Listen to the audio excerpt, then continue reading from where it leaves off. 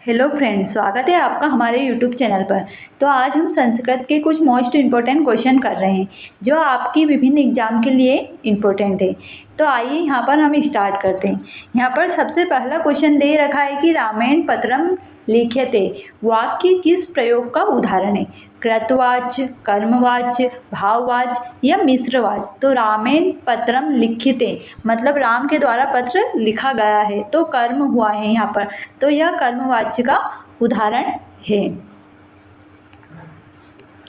अगला क्वेश्चन है कि पठित्वा में कौन सा प्रत्यय है। तो पठित्वा मतलब यहाँ पर कत्वा प्रत्यय है। नदी शब्द किस लिंग का है, मतलब नदी शब्द में कौन सा लिंग है। पुल्लिंग, स्त्रीलिंग, नपुंसकलिंग या उभयलिंग। तो नदी बहती है, तो यहाँ पर नदी स्त्रीलिंग के अंतर्गत आएगी। अगला क्वेश्चन है कि गच्छन्ति किस पुरुष और वचन का रूप है। गच्छन्ति मतलब ती, तान, ती। तो यह प्रथम पुरुष और बहुवचन का रूप होती है। यह लट लकार में आती है। रामस्य में कौन सी विभक्ति है। तो यहाँ पर रामस्य में षष्ठी विभक्ति आएगी। बालिका पठती में कर्ता कौन होता है। तो यहाँ पर बालिका पठती में बालक पढ़ता है, यहाँ पर बालक ही कर्ता होगा।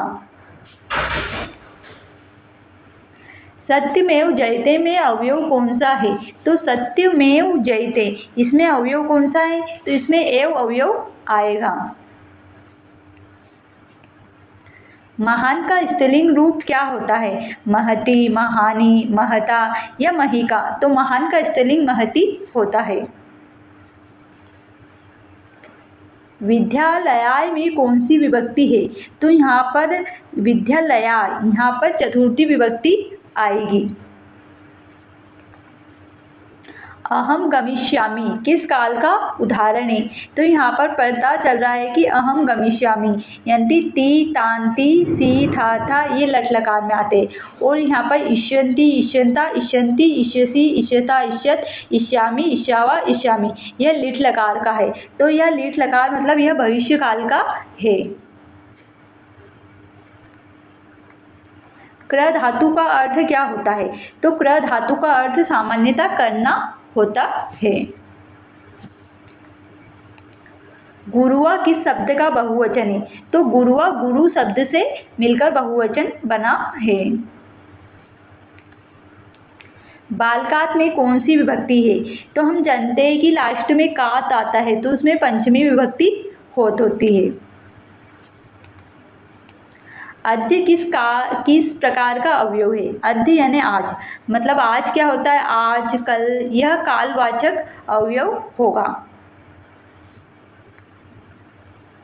विद्या ददाति विनियम में क्रिया कौन सी है। तो विद्या ददाति विनियम में ददाति यहाँ पर क्रिया होगी।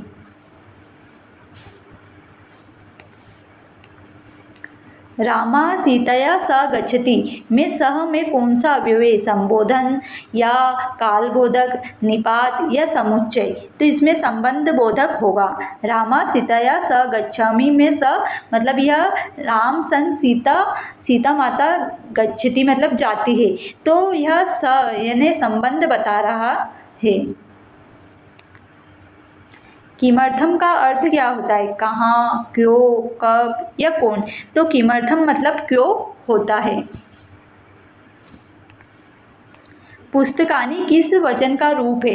एक वचन, द्विवचन या बहुवचन। तो यहाँ पर पुस्तकानि, तो यहाँ पर बहुवचन आएगा। यत्र रिक्तस्थान तत्र किस प्रकार के अवयव है।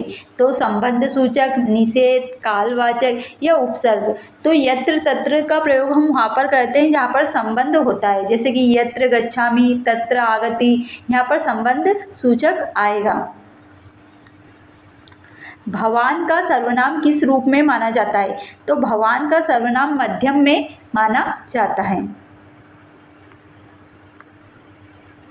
यहाँ पर ट्रिक दे रखी है कुछ याद करने की, जैसे कि षष्ठी विभक्ति को कैसे पहचान सकते हैं, जहाँ पर का, के, की आए, चतुर्थी के लिए के लिए आए, और पंचमी से से आए, सप्तमी से में व पर आए, इस प्रकार हम पहचान सकते हैं। इस प्रकार आज हमने संस्कृत के मोस्ट इम्पोर्टेंट क्वेश्चन किए जो आपकी एग्जाम के लिए बहुत ही इम्पोर्टेंट है। तो अगर आप सभी को यह क्वेश्चन अच्छे लगे और आपको ऐसे ही वीडियो चाहिए हर सब्जेक्ट के, तो इसके लिए हमारे चैनल को लाइक, शेयर एवं सब्सक्राइब कर जरूर जाएं, क्योंकि हम हर सब्जेक्ट के डेली वीडियो डाल रहे हैं।